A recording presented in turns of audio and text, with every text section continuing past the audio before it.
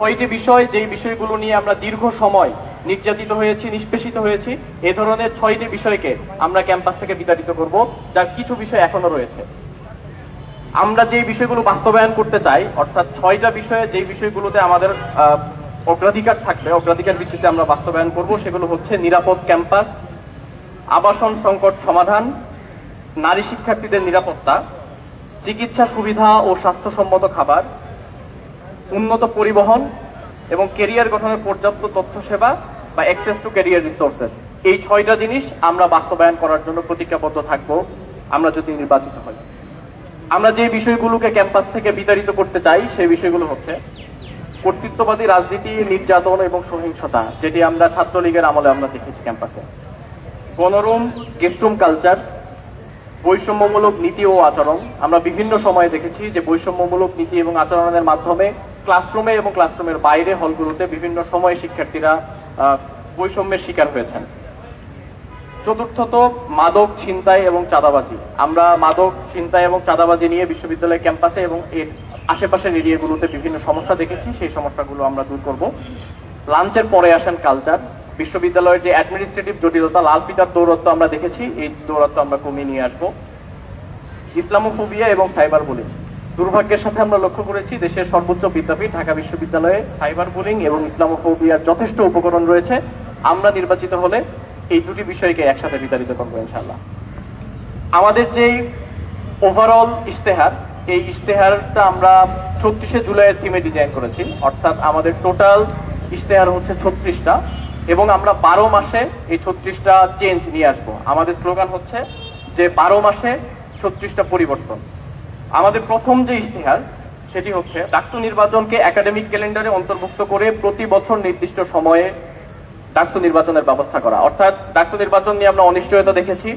আমরা বারবার বলেছি ডাকসু নির্বাচন কিভাবে হবে, এটির জন্য শিক্ষার্থীদের যে প্ল্যাটফর্ম, অর্থাৎ ডাকসুর নিজের সে থাকা দরকার। কিন্তু এবারও আমরা এই ধরনের যেই প্রস্তাবনা, সেই প্রস্তাবনা দেওয়ার পরও বিশ্ববিদ্যালয় কর্তৃপক্ষ সেটিকে আমলে না নিয়েই আগের মতো স্বৈরাচারী কায়দায় ভিসির যে, অর্থাৎ ডাকসুর যিনি সভাপতি থাকেন, তার একচ্ছত্র এক ধরনের ক্ষমতা দিয়ে রেখেছে। আমরা এটার প্রতিবাদ জানিয়ে আমরা যেটা বাস্তবায়ন করতে চাই, আমরা নির্বাচিত হলে অবশ্যই এটা এনশিওর করব যে ডাকসু নির্বাচন ক্যালেন্ডার ভিত্তিতে হবে। আমাদের দ্বিতীয় ইশতেহার হচ্ছে ঢাকা বিশ্ববিদ্যালয়কে ফ্যাসিবাদের দূষণমুক্ত করা, ফ্যাসিবাদের চিহ্ন ও ফ্যাসিবাদী কাঠামো ব্যবস্থা, সংস্কৃতি ও চর্চার পুনরুৎপাদন রোধ করা, গেস্টরুম, গণরুম কালচার ফিরে আসার সকল পথ রুদ্ধ করা, 15 জুলাই ঢাকা বিশ্ববিদ্যালয়ে নিষিদ্ধ ছাত্রলীগ কর্তৃক নৃশংস হামলায় জড়িত সন্ত্রাসীদের একাডেমিক, প্রশাসনিক ও আইনি শাস্তি নিশ্চিত করা, একই সাথে সাম্য, মুফাজ্জল ও আবু বকর হত্যা সহ ফ্যাসিবাদী আমলে সংগঠিত সকল নিপীড়নের সুষ্ঠু তদন্ত ও বিচার নিশ্চিত করা।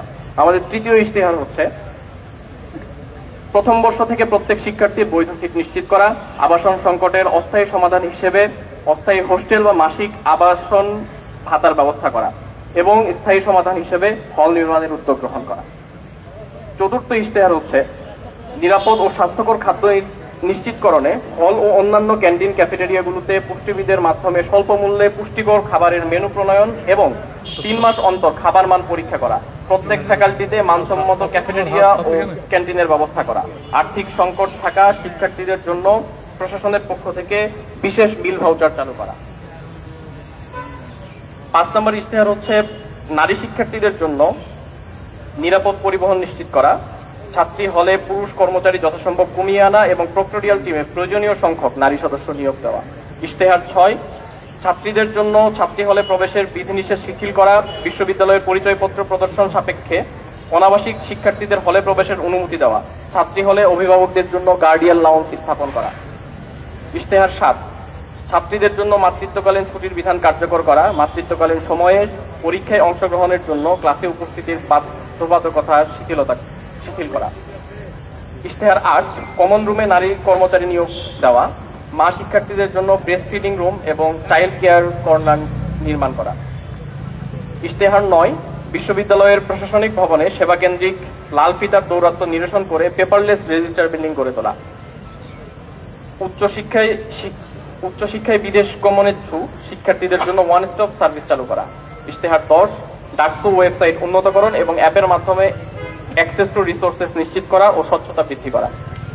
ইশতেহার 11, শিক্ষক মূল্যায়ন পদ্ধতিকে আরো কার্যকর করা এবং প্রতিটি বিভাগে উন্নত বিশ্ববিদ্যালয়গুলোর আদলে মেন্টরশিপ প্রোগ্রাম চালু করা, প্রত্যেক ফ্যাকাল্টিতে ই-লাইব্রেরি ও কম্পিউটার সেন্টার স্থাপন করা।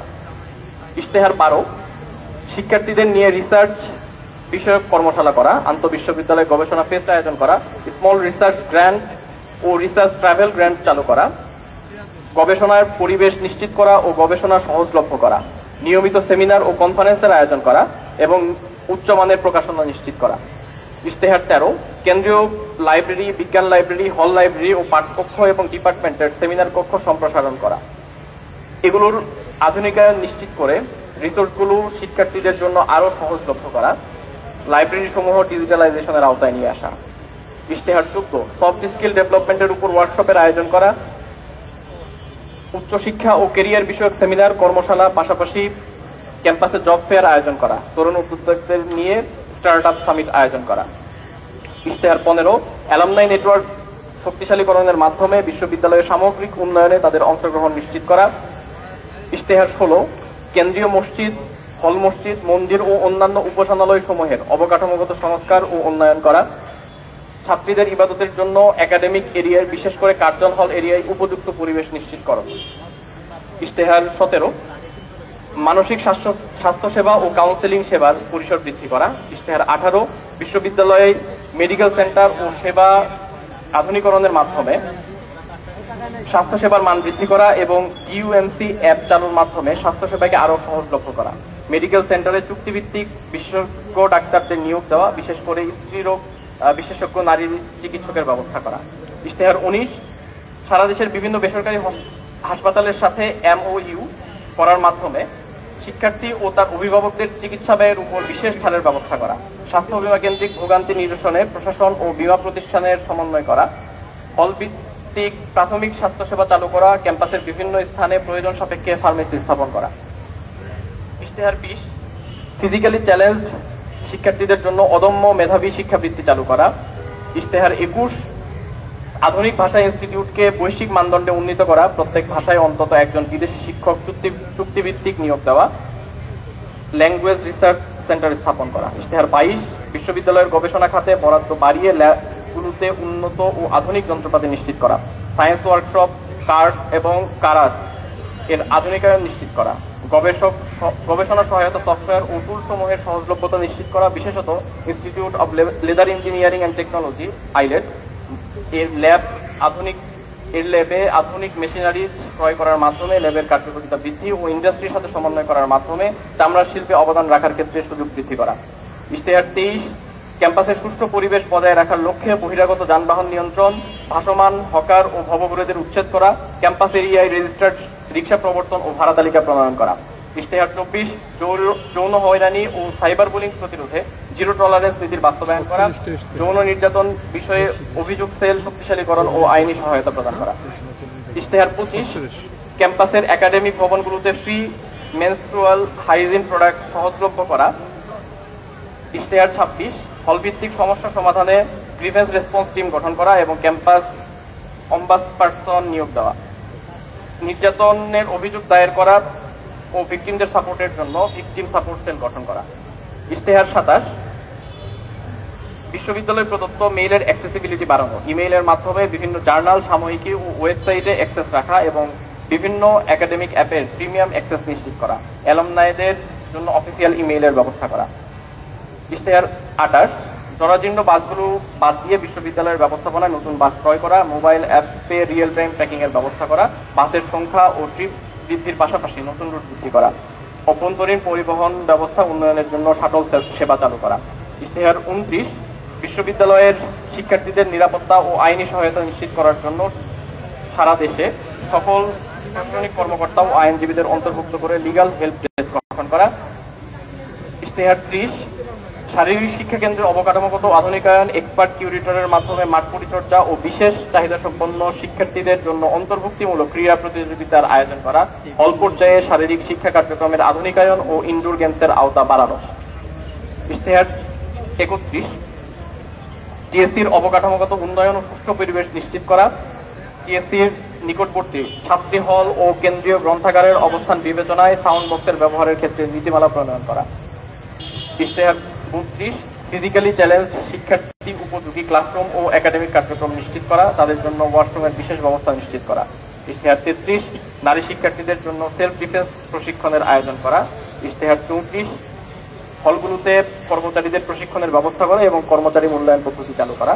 ইশতেহার 35 পরিবেশ ও প্রতিবেশের সংরক্ষণ, শব্দ দূষণ রোধ, সুষ্ঠু ট্রাফিক ব্যবস্থা নিশ্চিতকরণের মাধ্যমে পরিচ্ছন্ন গ্রিন ক্যাম্পাস গঠন করা।